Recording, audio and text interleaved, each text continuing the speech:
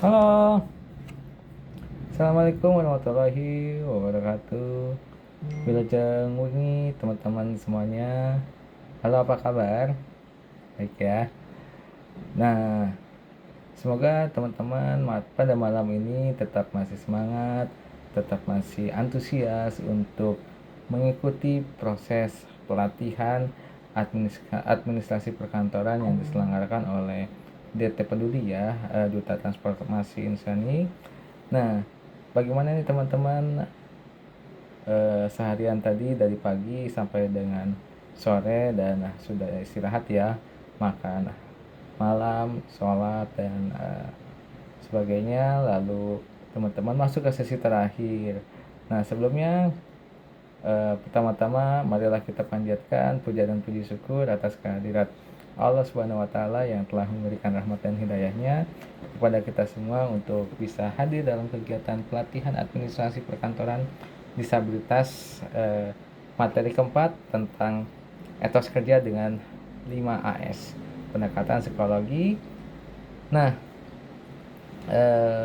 semoga kegiatan malam ini dimudahkan, dilancarkan, dan tentunya bukan hanya berkesan baik, memiliki hal yang positif, namun bisa berdampak dan bisa diterapkan dalam kehidupan sehari-hari saat nanti teman-teman sudah masuk ke dalam dunia bekerja. Dunia pekerjaan itu seperti apa realnya ya, seperti itu. Nah, maka itu saat ini adalah pembekalan untuk teman-teman untuk melalui proses tersebut. Nah, teman-teman semuanya yang saya hormati dan yang saya cintai dan saya banggakan, sebelum kita mulai, alangkah baiknya untuk kita berdoa semoga kegiatan ini dilancarkan, dimudahkan. Berdoa dimulai. Amin. Ya. Nah, selanjutnya untuk mempersingkat waktu, tapi saya ingin ngajak bermain dulu sebentar kepada teman-teman semuanya.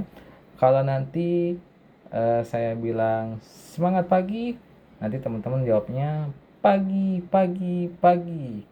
Luar biasa, Allahu Akbar. Nah, kita coba yuk cek kompak ya. Semangat pagi, pagi, pagi, pagi. Luar biasa, Allahu Akbar. Oke, terima kasih, semangat sekali.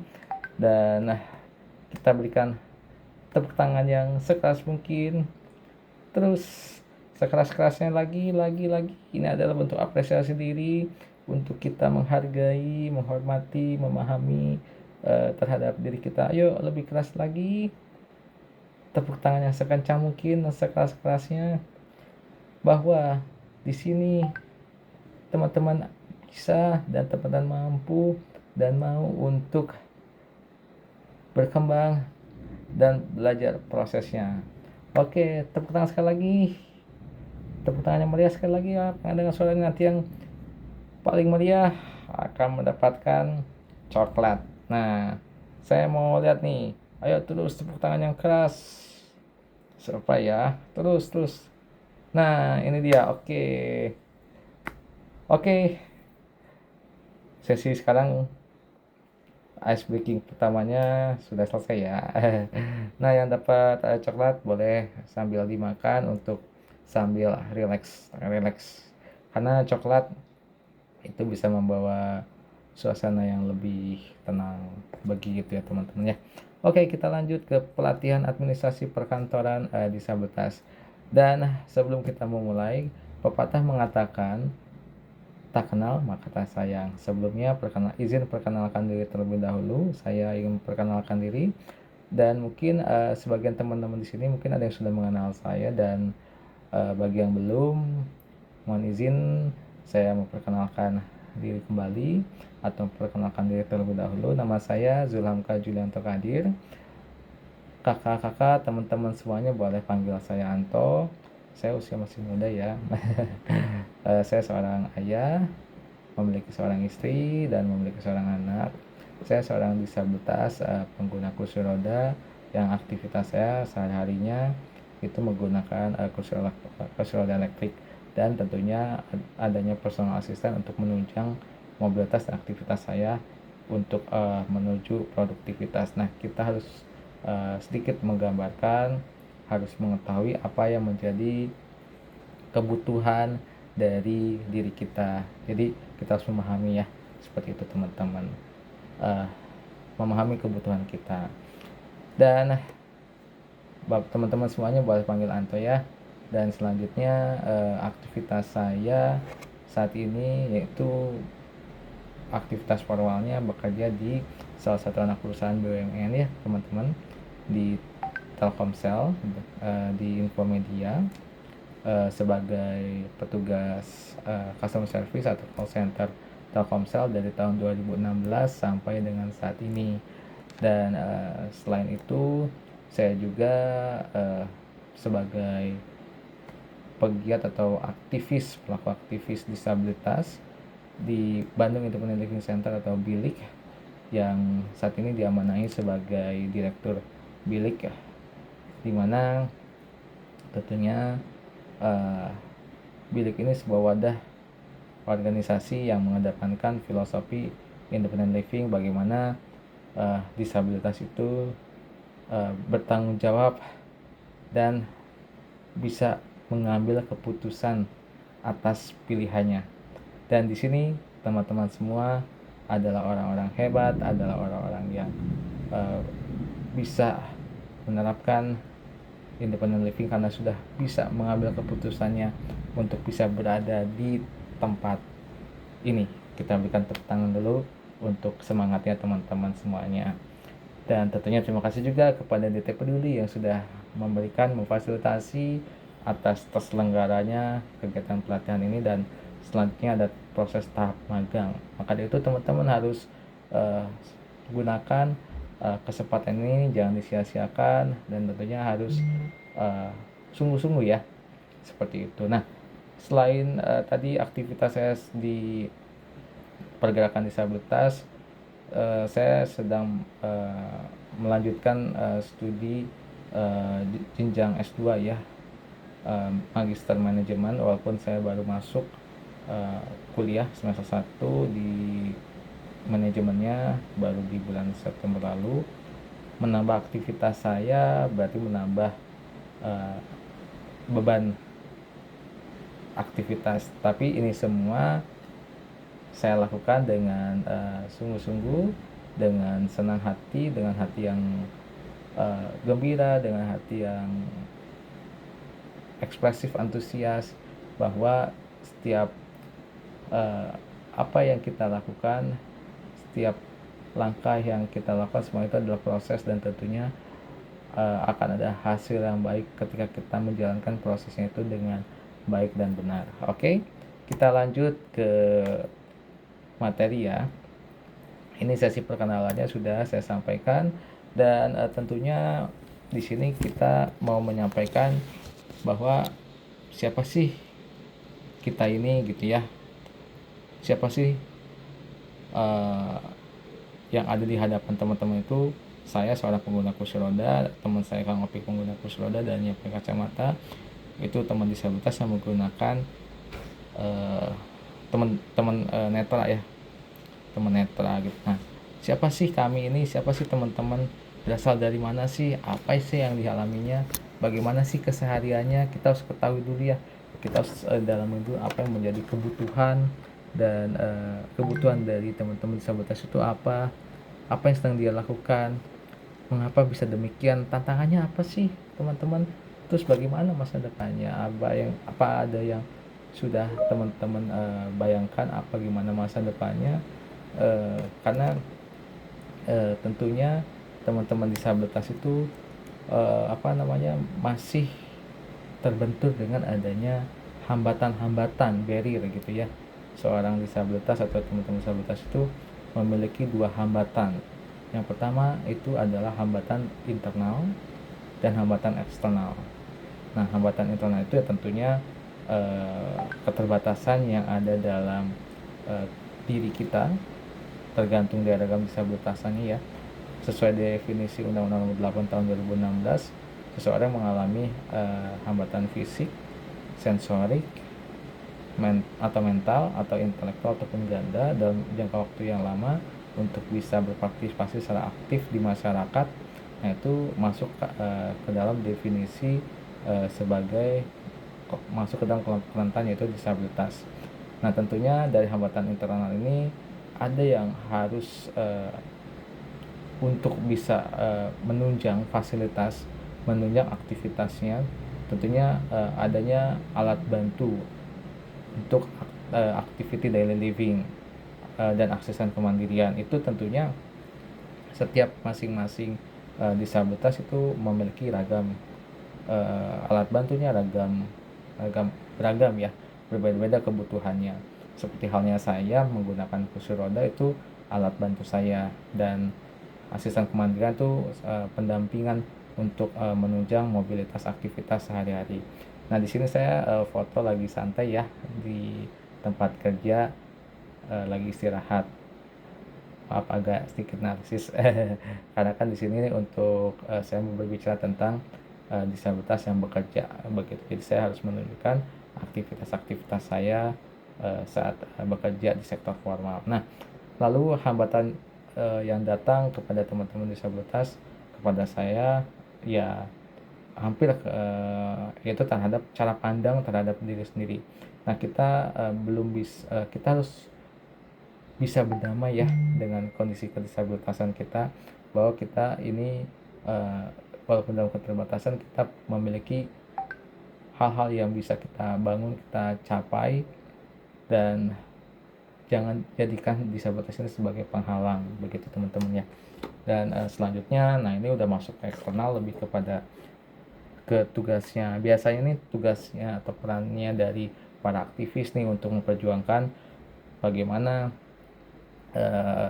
tingkat kesadaran dari masyarakat juga gitu ya, dan para aktivis yang memperjuangkan bagaimana infrastruktur yang yang aksesibel nantinya, sikap dan stigma yang masih melekat. Nah, itu tugas kita untuk menyampaikan edukasi tersebut, dan bagaimana informasi yang aksesibel seperti apa, aturan regulasi yang sudah ada dan itu harus diterapkan dalam kehidupan teman-teman disabilitas semuanya, seperti itu. Nah, orang dengan disabilitas tentunya yang tadi saya sampaikan, adanya hambatan dari internal dan eksternal. Ketika semua hambatan itu hilang, maka teman-teman disabilitas ini bisa mandiri dan menikmati segala haknya sama seperti orang lain nih teman-teman. Disabilitas bisa berpartisipasi di tengah masyarakat, dan disabilitas menjadi bagian dari keberagaman saja ya. Nah, selanjutnya yuk kita saksikan video ketika saya sedang bekerja seperti itu. Nah, ini cerita pengalaman saya di tempat kerja ya. Nanti saya akan menceritakan juga bagaimana saya bisa mencapai pada posisi titik ini. Itu tidaklah mudah, ada perjuangan yang harus dilalui ya. Nah, ini sebelum saya menceritakan hal tersebut, saya memperlihatkan ruang lingkup tempat kerja di Infomedia. Begitu teman-teman. Infomedia dalam menghadirkan inklusivitas bagi seluruh insan Infomedia. Oke, nah tadi saya sudah menyampaikan bagaimana sih untuk kita bisa sampai saat ini. Tentunya teman-teman, kita harus bisa berani bermimpi dan jalani proses ini. Keyword dari saya, keynote ya, lebih baik gagal tapi bergerak daripada karena hasil datang dari proses gitu ya teman-teman ya. Dan tentunya tantangan terbesar bukan dari tubuh saya atau keterbatasan yang saya miliki, tapi tantangan terbesar saya adalah bagaimana untuk bisa menjadikan diri saya itu yang paling utama. Dan tentunya ini pun harus bisa teman-teman lakukan juga ya.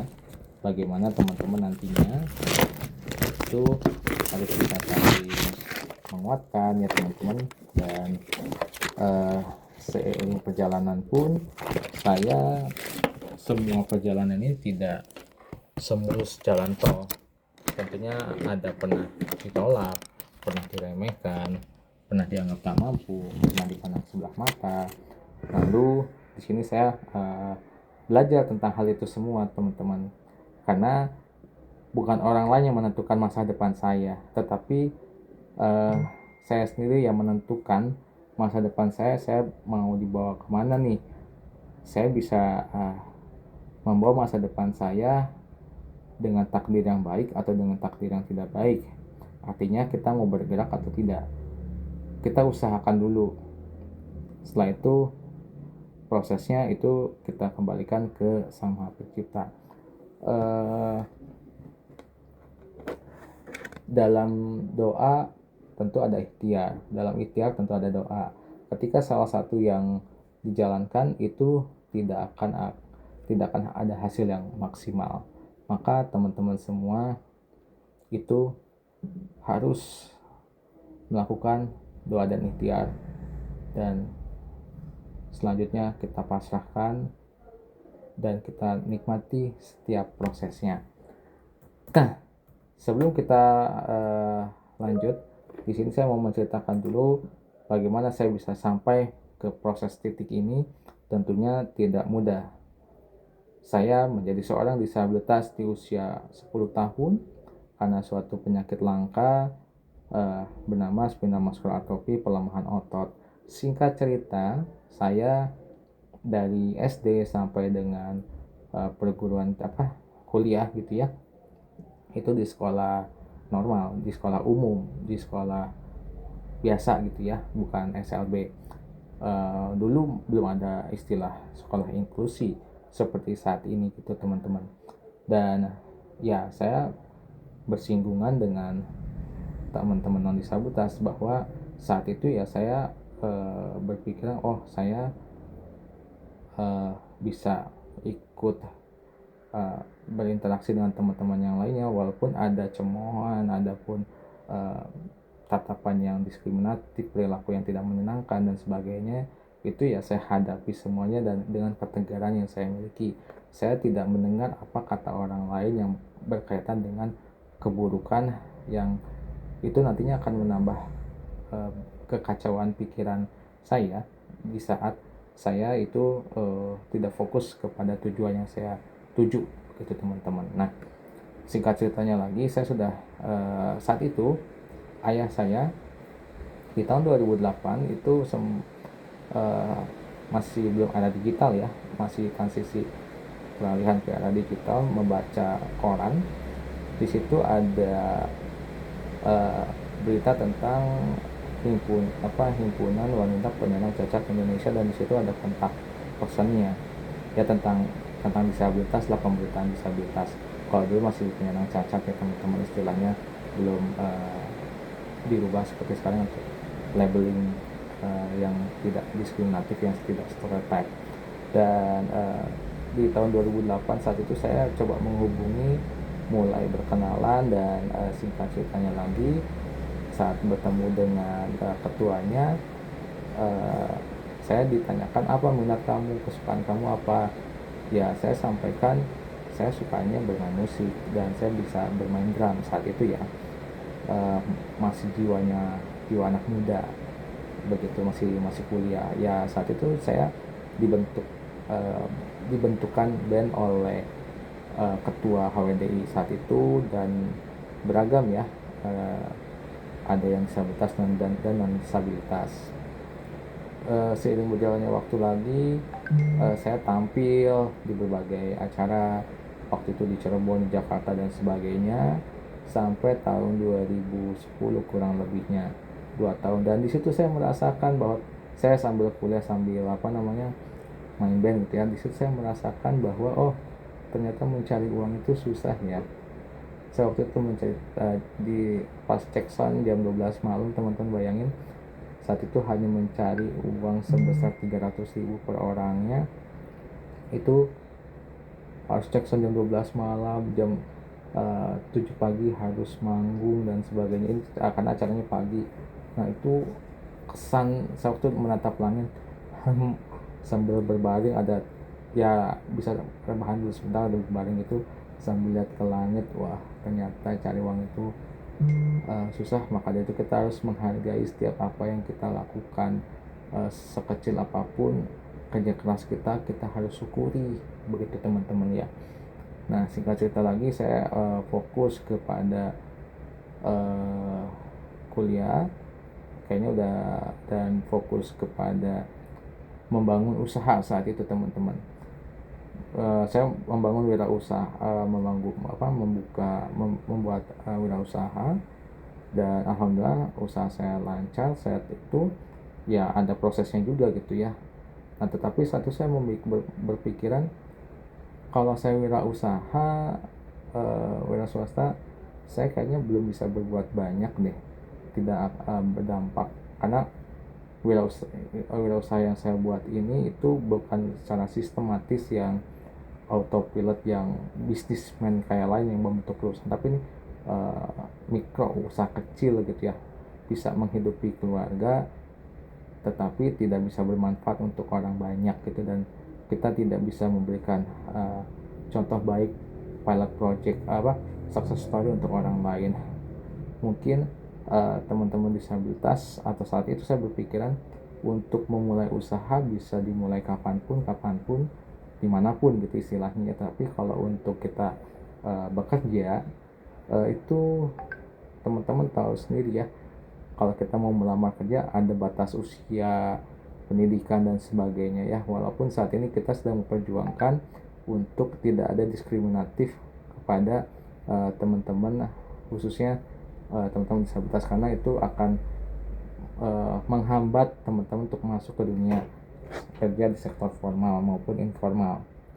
Bahkan saat ini informasi yang kami peroleh, untuk batasan usia itu seharusnya sudah dihilangkan karena sudah ada surat edarannya, begitu teman-teman. Nah, singkat cerita lagi, saat itu saya masuk di bilik di tahun 2013, masih ikut-ikut gitu ya, masih belajar tentang hak-hak disabilitas itu apa saja kebutuhannya, kenapa kita harus mengenal tentang independent living, apa yang harus kita ketahui tentang diri kita, berdamai dan sebagainya.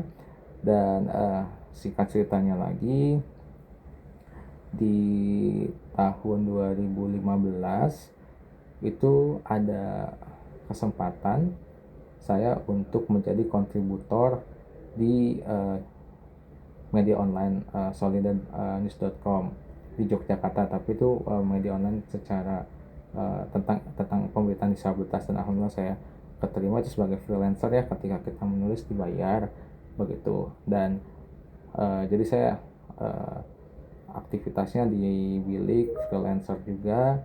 Dan satu ketika di tahun 2015, itu 2014 ya, 2015 itu ada kesempatan dibuka lapangan pekerjaan di Rumah Sakit Mata Cicendo.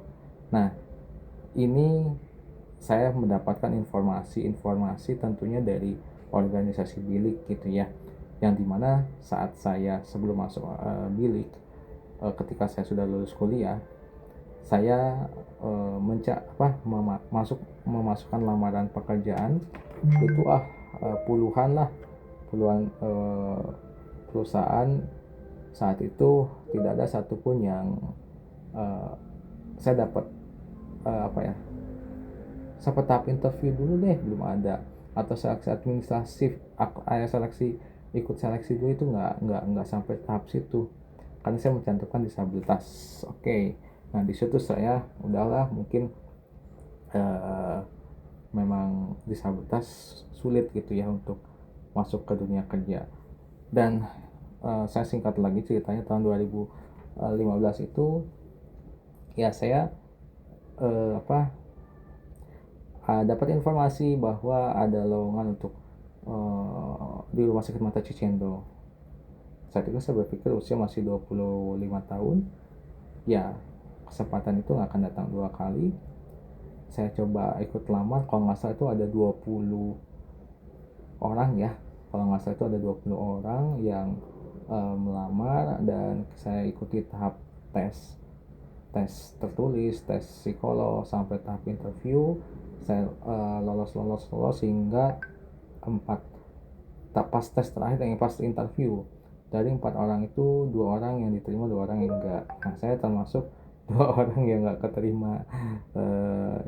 Sedih memang, saya waktu itu kecewa banget. Ini adalah salah satu harapan, eh, apa ya namanya, harapan bahwa seharusnya saya bisa, seharusnya saya bisa keterima, dan ini kesempatan yang besar gitu.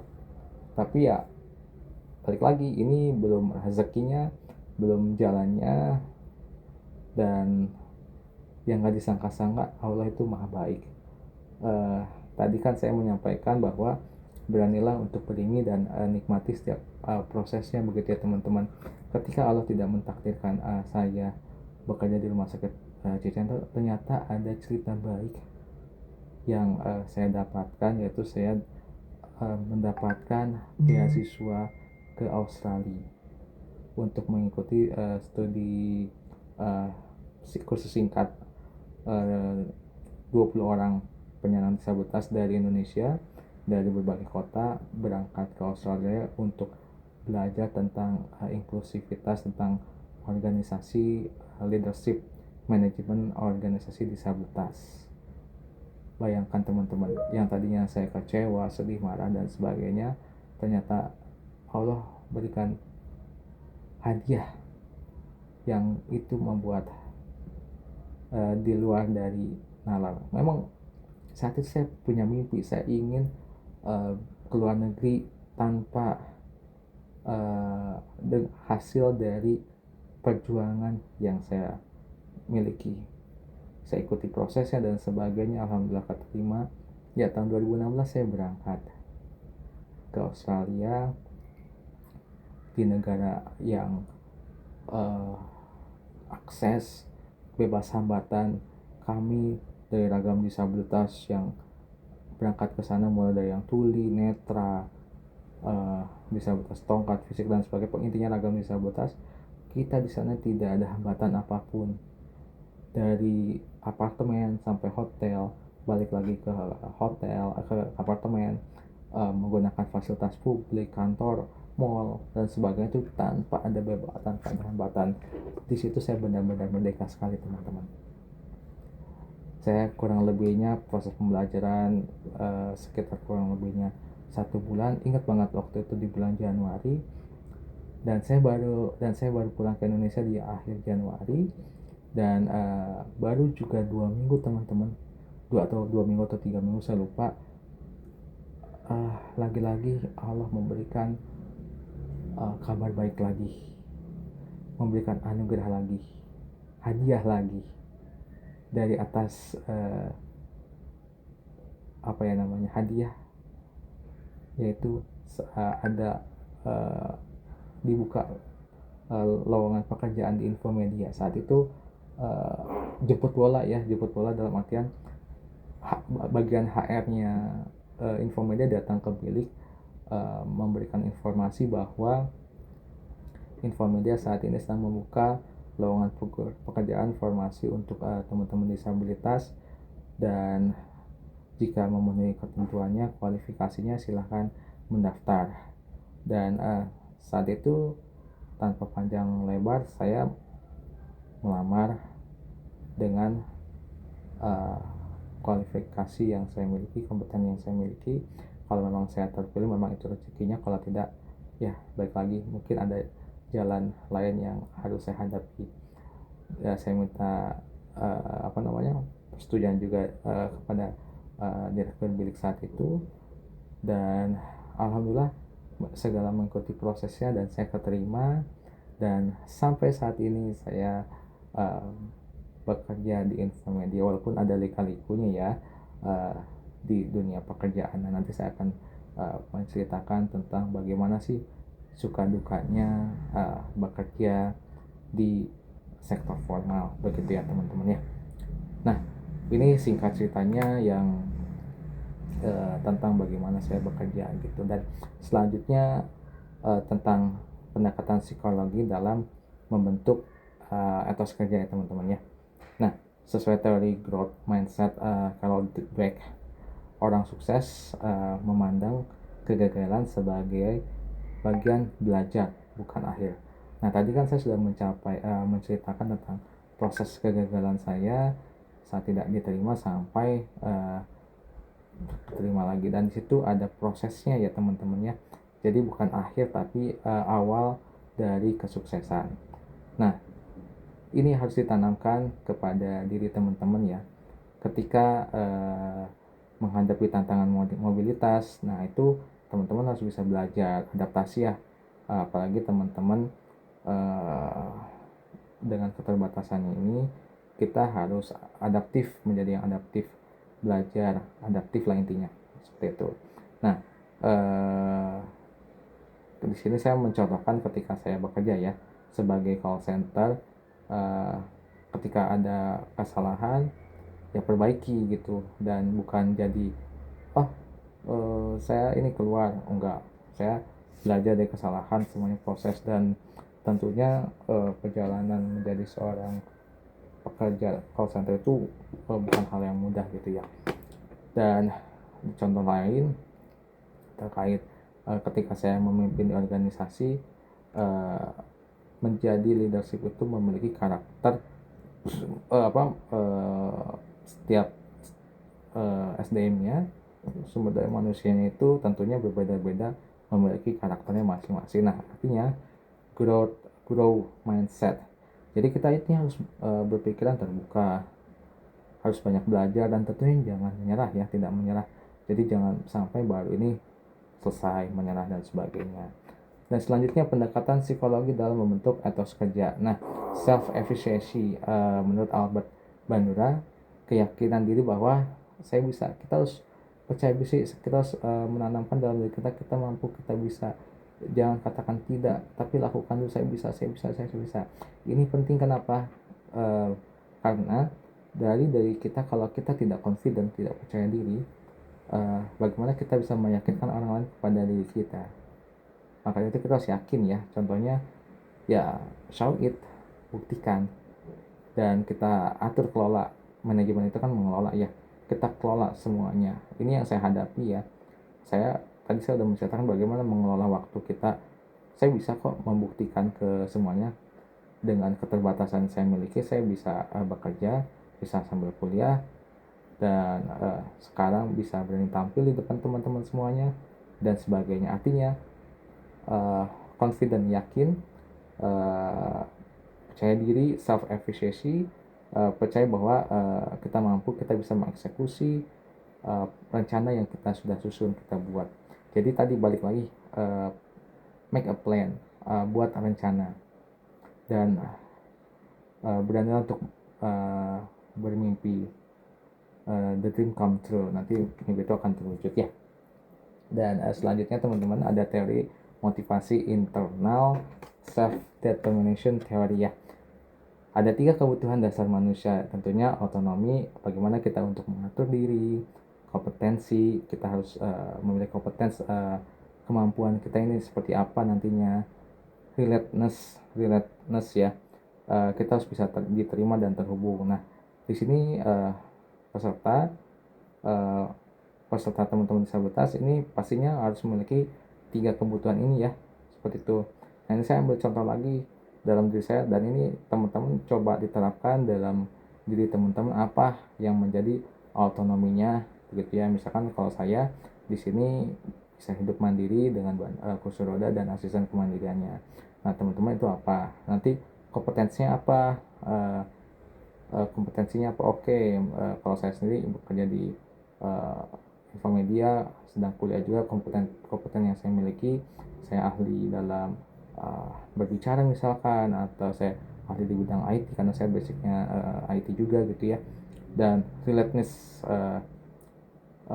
yang apa namanya, yang bisa diterima, yang terhubung. Nah, di sini saya bagaimana nantinya membangun jaringan dan sebagainya gitu. Jadi teman-teman coba dipelajari dari sisi dari teman-teman, kenali diri teman-teman yang menjadi kebutuhan dasar manusia begitu ya. Nah, kita pahami selanjutnya itu apa itu etos dan apa itu etos kerja. Itu tentunya 2 kondisi yang berbeda, tapi 2 kondisi yang berbeda. Kita coba bahas satu-satu terlebih dahulu ya. Kalau etos itu berasal dari bahasa Yunani, etos karakter ya.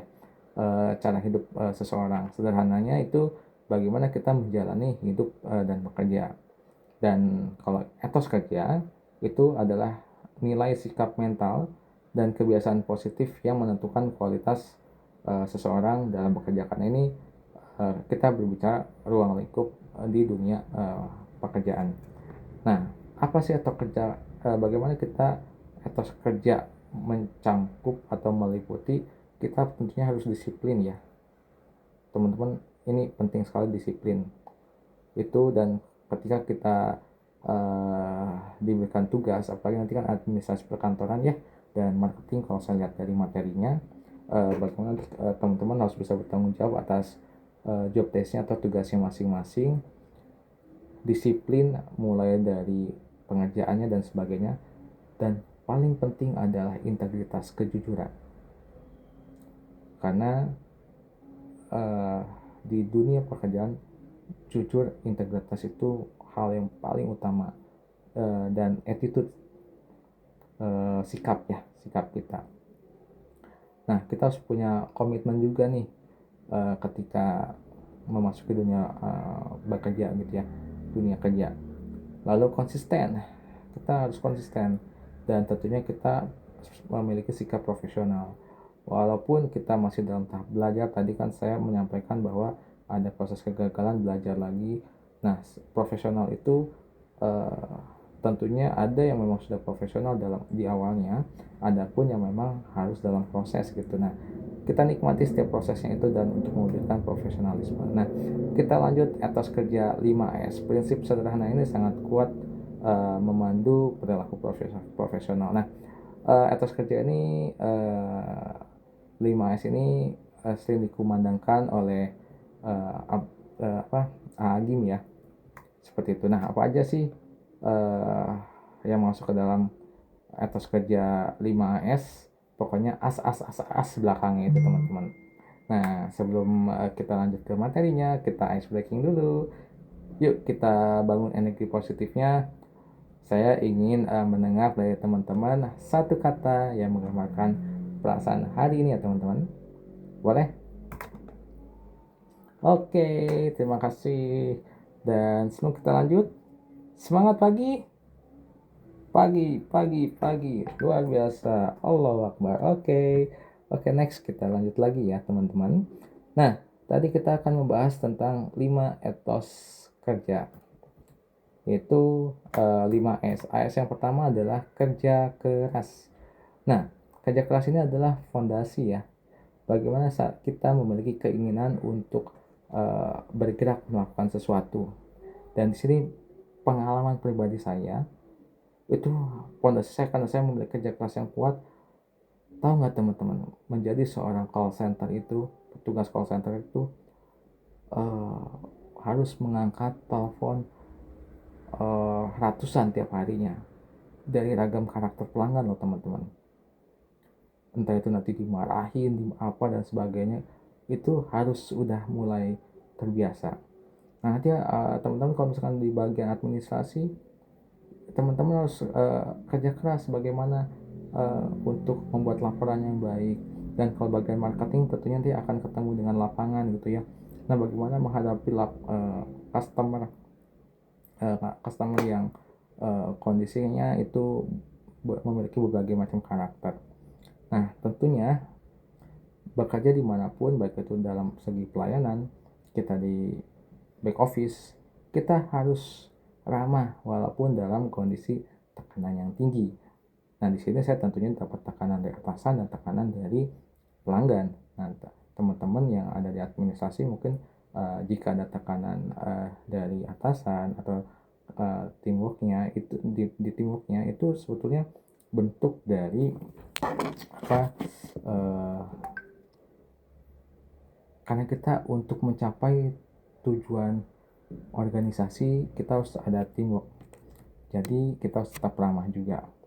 Nah, jadi definisi kerja keras itu adalah tidak menyerah, konsisten, dan disiplin. Ya, next ya. Nah, selanjutnya itu ada kerja cerdas. Kerja keras, kerja cerdas. Kerja cerdas, bekerja dengan strategi. Nah, kita harus bermain strategi dalam bekerja gitu ya. Nah, bagaimana administrasi nih, misalkan kita harus bisa mengatur manajemen waktu, kira-kira mana dulu nih yang akan kita kerjakan, apa strateginya itu untuk teman-teman. Nah, nanti kalau dari marketing apa nih yang strategi yang dilakukan. Nah, kalau saya di tempat call center ya tentunya pola komplainnya seperti apa, menyelesaikan masalahnya lebih cepat, dan kondisi-kondisinya agar energi kita itu bisa kita kelola dengan baik gitu ya teman-teman ya. Jadi kalau untuk teman-teman disabilitas tentunya di dalam dunia pekerjaan, dari sisi strategi yang tadi disampaikan tentunya ada kondisi-kondisi yang harus diperhatikan juga ya. Nah, kerja ikhlas ini saya mau menunjukkan bahwa inklusivitas di dunia pekerjaan, dengan rekan-rekan teman disabilitas kita membawa sama dengan teman-teman yang lainnya, tidak ada perbedaan ya, kita bareng-bareng gitu aja ya.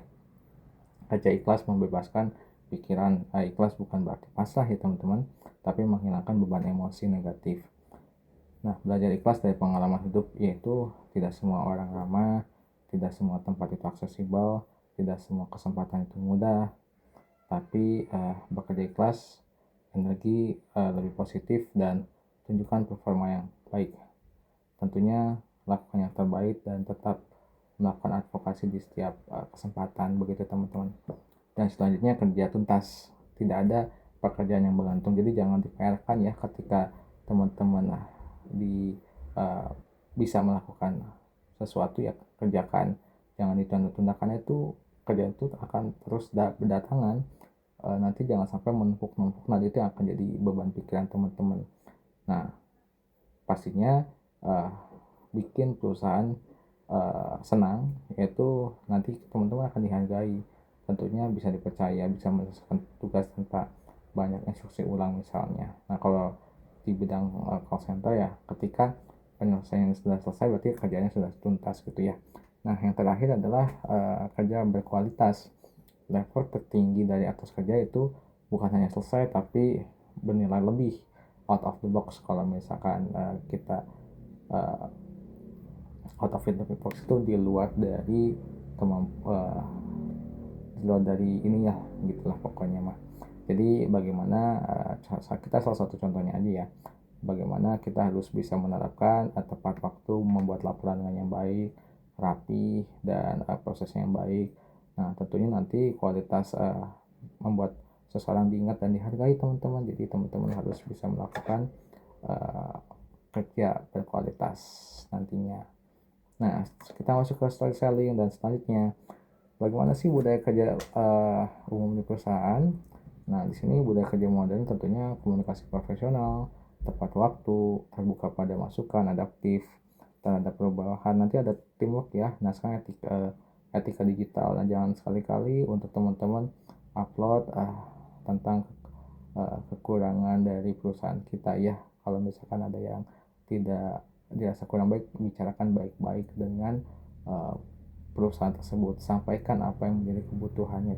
Tadi ya, balik lagi ke bahwa kita itu harus do the best dan keep advocate. Kita komunikasikan dengan baik. Karena saya akan mencontohkan menjaga performance gitu ya. Nah, di sini bagi penyandang disabilitas, budaya kerja ini harus dipadu-padankan dengan keterbukaan pada alat bantu, inklusif ya. Aksesibilitas adalah hak, akomodasi yang layak itu seperti apa nantinya, menjaga kepercayaan, fleksibilitas menghadapi hambatan fisik ataupun hambatan yang lainnya. Kita harus mengenali hambatannya apa saja, modifikasi kebutuhan ragam disabilitas. Nah, ini kalau yang mau follow jangan lupa follow IG-nya ya, Zulangka underscore Julianto underscore Kadri, dan jangan lupa untuk kalau mau follow YouTube, subscribe YouTube-nya juga boleh. Dan kalau tidak keberatan, follow IG Bilik juga ya, Bilik underscore Indonesia. Nah, tips dan tricks di dunia kerja. Bangun reputasi itu kita harus bisa membranding diri kita ya. Catat semua instruksinya agar tidak lupa gitu ya kalau kita masih belajar. Intinya inisiatif, mencatat, dan kita ada kemauan, atur energi, dan hindari burnout. Jadi ya jangan sampai ya kita kelelahan gitu.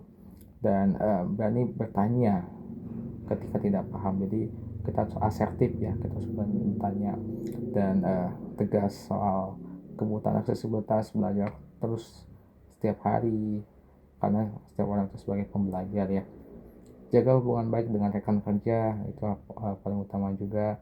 Pahami sistem bukan hanya tugas, jadi sistemnya seperti apa, jadi kita jangan manut-manut aja gitu, jadi pahami juga sistemnya, tujuannya apa, kenapa kita harus melakukan hal tersebut gitu ya teman-teman ya.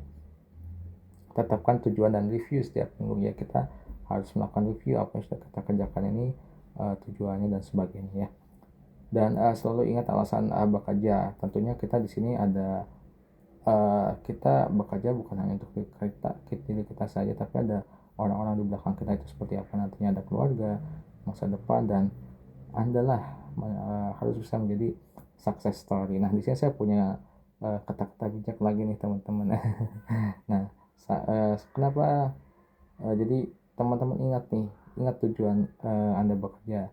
Disitulah semangat nantinya tetap akan terjaga gitu teman-teman. Cailah.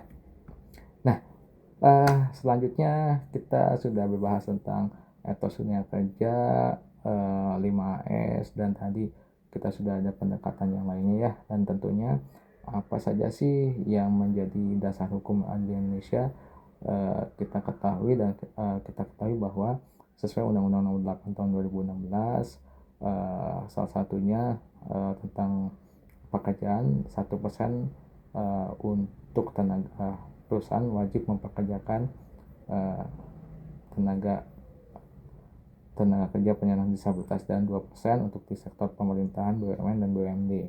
Dan ada undang-undang lainnya tentang aksesibilitas, tentang bangunan dan sebagainya ya, begitu. Nah, kita mungkin sedikit menyampaikan tentang apa saja sih disabilitas itu ya. Tentunya beragam ya teman-teman ya, beragam gangguan fungsi dan sebagainya. Nah, pemenuhan untuk penyandang disabilitas ini ya teman-teman ya, dan menuju inklusi itu seperti ini, dan asas aksesibilitas itu apa saja, dan selanjutnya memastikan aksesibilitas dan tentunya akomodasi yang layak. Ada 3 ya, penyesuaian, adaptasi sesuai kebutuhan, kesetaraan hak. Dan terima kasih teman-teman. Ini untuk penutup kata-kata mutiara ataupun motivasi untuk teman-teman semua. Semoga ini bisa bermanfaat, dan boleh jika berkenan saya minta masukan juga dari teman-teman semuanya untuk feedback ya, feedback tentang materi hari ini dan tentang bagaimana saya menyampaikannya, apakah menyenangkan ataukah tidak, isi dengan sejujurnya teman-teman ya. Saya menghargai setiap apa yang disampaikan itu untuk nantinya perbaikan saya ke depannya gitu, kalau ada yang kekurangan begitu ya teman-teman ya. Dan mungkin sebelum saya akhiri, ada motivasi yang ingin saya sampaikan, yaitu mimpi itu bukan milik orang sempurna, mimpi adalah milik orang yang mau berjuang. Dan disabilitas bukan alasan untuk berhenti, justru disabilitas adalah alasan untuk membuktikan diri. Baik, sampai sini dulu ya teman-teman ya. Mohon maaf kalau ada salah-salah kata, hitung sekali untuk respon feedbacknya ya. Dari teman-teman boleh di scan, dan akhir kata, wassalamualaikum warahmatullahi wabarakatuh. Mohon maaf kalau ada salah-salah kata, dan semoga kita bisa bertemu lagi. Nanti jangan lupa kalau ada apa-apa bisa kontak-kontak saya. Kalau mau dicatat boleh nomor saya, kalau ada yang punya dan sebagainya, untuk kita sharing-sharing. Jangan lupa ya, kalau nanti teman-teman udah sukses, yuk kita berbagi pengalaman, berbagi cerita, untuk kita bisa memberikan semangat untuk orang lain juga gitu teman-teman ya. Ya, sampai sini dulu, kita kembalikan lagi ke moderator. Wassalamualaikum warahmatullahi wabarakatuh.